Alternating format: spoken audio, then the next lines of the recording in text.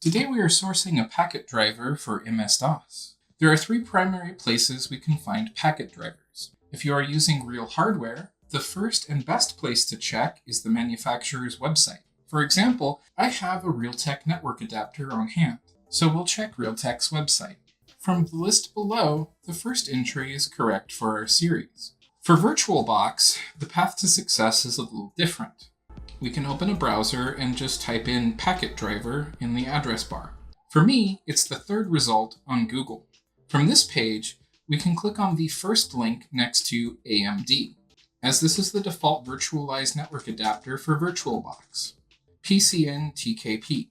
If the manufacturer's website doesn't have the packet driver, and it's not listed on this page, the next best bet is the second result I had on Google.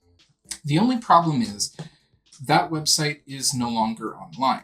So we need to copy the URL and head over to the Internet Archive Wayback Machine. Paste the URL and click Browse History. The snapshots from 2004 are what we need. The one taken from January 2nd will be fine. Click on Packet Drivers. Now we have this crazy list of files with nonsensical names. Click on the top file, 00index.html. Now we have a guide to what these different zip files contain. It may take some digging, but the packet driver we need should be here. For a guide on how to use the packet driver, follow the card and end screens from here.